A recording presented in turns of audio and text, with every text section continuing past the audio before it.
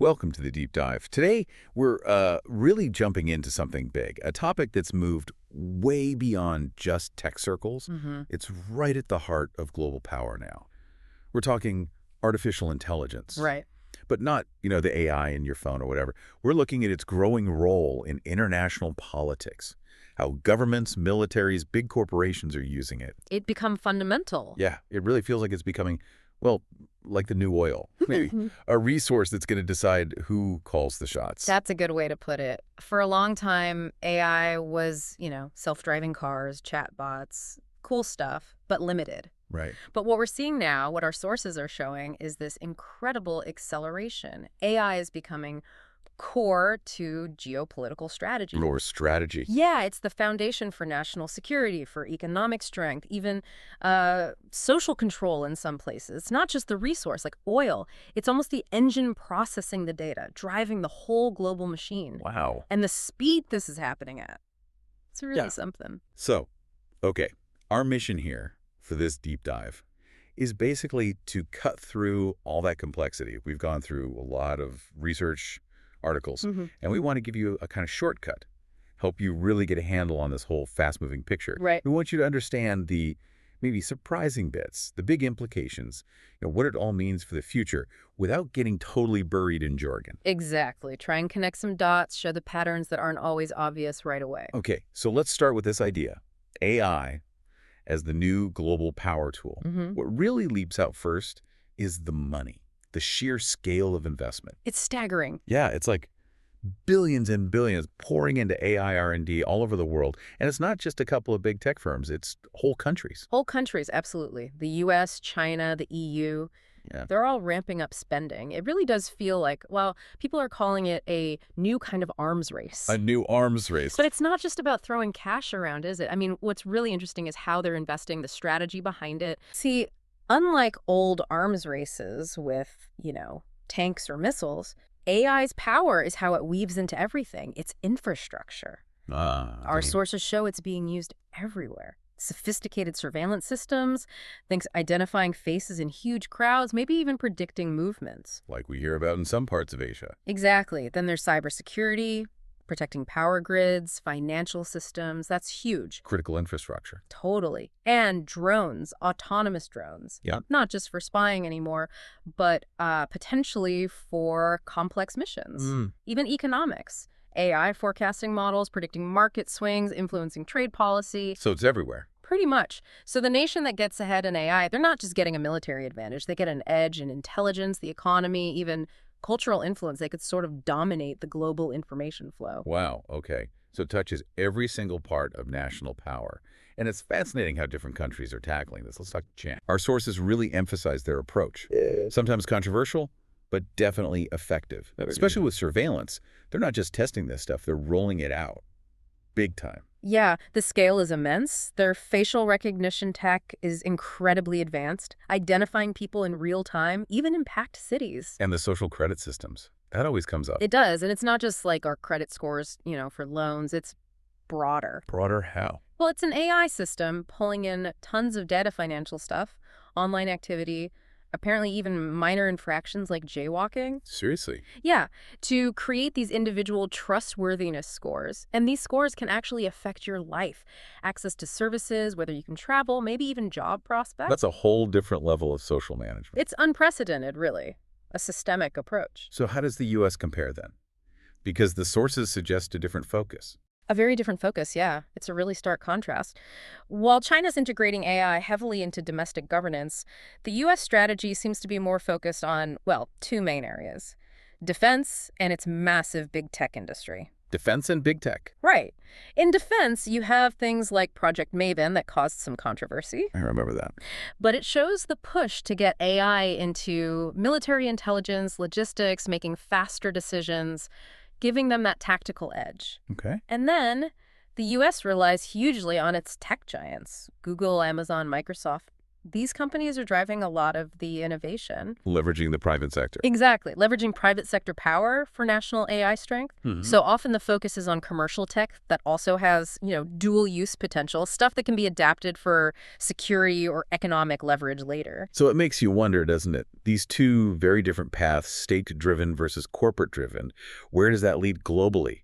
Friction or some kind of uneasy coexistence? That's the million-dollar question, isn't it? And it leads us straight into the ethics. Ah, yes, the ethics. Because this isn't just about who has the best tech anymore. It's about the values we're building into these systems. Deeply embedded values. Should AI make life or death calls in war? Should governments track citizens with AI surveillance? These aren't sci-fi questions now. They're being debated in governments today. They really are. And the AI and warfare debate is intense. You've got one side saying, look, AI could make war more precise. More precise how? Well, the argument is autonomous systems could react faster, target more accurately than humans, maybe reduce civilian deaths, less collateral damage, remove human error, emotion. Okay, I see the logic, but... But the other side has huge concerns, ethical, moral concerns. This idea of killer robots, AI drones, or machines making kill decisions with no human loop. That sounds terrifying. It sparks real fear. Critics say it crosses a moral line. Who's accountable? Does it make going to war easier? It's less about can a machine do it and more about should it? What are the long-term consequences? Yeah, huge questions. And it gets even more personal maybe when we talk about bias in AI. Oh, absolutely critical. Because this isn't some abstract tech issue. It affects you, affects people directly. AI learns from data, right? Exactly. It learns from the data we feed it.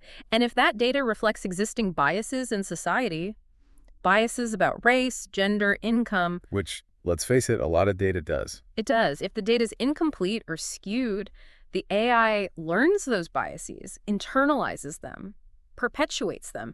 Garbage in, garbage out, basically, but with potentially serious consequences. And these aren't just theoretical consequences, are they? Sources mention real-world impacts. Definitely. Think about how biased AI could affect your life. Maybe an AI hiring tool trained on old data where, say, men held most top jobs might just keep favoring men, even unintentionally. Yeah. Or in policing. If AI is trained on data showing certain neighborhoods were policed more heavily in the past, it might flag people from those areas as higher risk now, creating a cycle. Perpetuating the bias. Exactly. We've seen facial recognition struggling more with people of color. Loan algorithms favoring certain groups. These aren't small mistakes. They can seriously impact someone's access to jobs, loans, freedom, basic fairness. So, okay, we've got massive investment, AI woven into everything, these deep ethical problems. What happens next? Do countries work together on this? Like they eventually did with nuclear treaties. Is that even possible here? Well, that's the hope, isn't it? The nuclear treaties precedent suggests cooperation is possible on existential threats. But honestly, looking at the current situation, based on our sources, it looks much more like competition right now, fierce competition. Especially U.S. and China. Especially. The drive to get ahead, to keep that competitive edge, seems much stronger than the urge to cooperate. AI is also changing so fast, it's hard to even define what you'd regulate or control. Right, it's not like counting warheads. Not at all. The perceived benefits of being number one are just too big for nations to easily agree to limits or share secrets. So, multilateral agreements, very tough to achieve right now. We're seeing more fragmentation.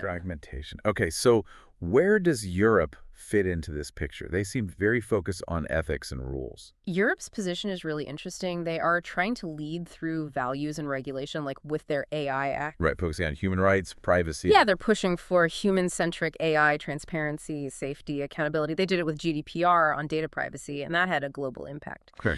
But the observation from many analysts is that while Europe might be good at writing the rules, they might not have the same raw tech firepower, meaning the huge private sector investments, the massive data pools, the sheer number of AI engineers that the US and China have. So their influence might be more about setting ethical standards, a benchmark others might follow eventually, rather than dominating the actual pace of innovation. So they're shaping the terms, not necessarily winning the race. That seems to be their strategic choice, yeah.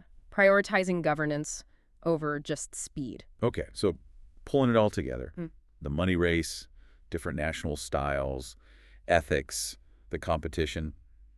It doesn't sound like we're getting a big global AI treaty soon. Probably not. It sounds more like fragmented rules, everyone doing their own thing. That seems much more likely, yes. A patchwork of regulations globally, each country or bloc doing what suits its interests, which is, a potentially more complex and maybe unstable future than a unified approach. Yeah, that fragmentation could cause problems. Companies shopping for the easiest rules. Regulatory arbitrage, yeah. Hmm. And it makes working together on global challenges where AI could actually help a lot much harder. Okay, let's look forward then. The future of AI and global politics. Yeah. There must be some hopeful possibilities, right? What's the optimistic view from the sources? Oh, there's definitely a powerful optimistic vision. And it's a big if. If we could manage responsible development, real cooperation, AI has incredible potential. Imagine AI speeding up climate change solutions, better models, optimizing renewable energy, Okay. or healthcare, discovering drugs faster, personalized medicine based on your genes, remote healthcare for everyone. That would be amazing. It could even help fight poverty, better resource allocation, smarter farming, access to education. The potential for progress, for making lives better, is genuinely immense if we can align it with shared human goals. That's the hopeful path. But Yeah. there's always a but. We have to look at the darker side, too. What are the big threats people are worried about? And this is where the dual-use nature really hits home. The darker scenarios are pretty sobering. Think AI deepfakes getting incredibly realistic. So we're already seeing some of that. Exactly. Imagine them fueling massive disinformation campaigns, Yeah. eroding trust in everything media, government, reality itself, making it impossible to know what's real. That's destabilizing. Hugely. Then, AI-driven cyber attacks. Super precise, coordinated attacks taking down power grids, financial systems, communications, stealthy and effective. Economic chaos. Potentially. And maybe the scariest. Authoritarian regimes using AI for total control. Pervasive surveillance states where freedom disappears. Dissent is crushed instantly. Constant monitoring. A very bleak picture. It's a stark contrast to the hopeful vision, isn't it? It really highlights the risks if AI development is just unchecked competition. So that really brings it down to the fundamental choice, the core dilemma we're facing globally right now. Will AI be this amazing tool for progress, solving huge problems, lifting people up? Or will it become a weapon, a tool for power, control, deepening divides, maybe leading to more conflict and surveillance? That really is the question, isn't it? The question that hangs over everything for you, for all of us, for the future. We've covered so much ground today. The global investment race, how AI is seeping into everything, Right. the deep ethical issues, war, bias, the competition versus cooperation struggle, Europe's unique role. And the two potential futures, the bright one and the darker one. Yeah, the potential to solve problems versus the danger of misinformation, cyber attacks, control. And this central tension, progress versus power, that's really something for you listening to keep thinking about. Given where we are now with all this competition and these patchy rules, What can people do? well, consider what role you can play. Demanding responsible rules. Paying attention to how AI affects your life. Pushing for more dialogue, maybe? Thinking about what it takes to actually steer this incredibly powerful tech towards, the common good. Instead of just letting it sweep us along. Exactly. How do we ensure humanity is in the driver's seat? A lot to think about. Thank you so much for joining us for this deep dive. Thank you. We really appreciate you taking the time to get more informed on, well, one of the biggest power shifts happening right now. We hope it's giving you some valuable perspective as AI keeps changing our world.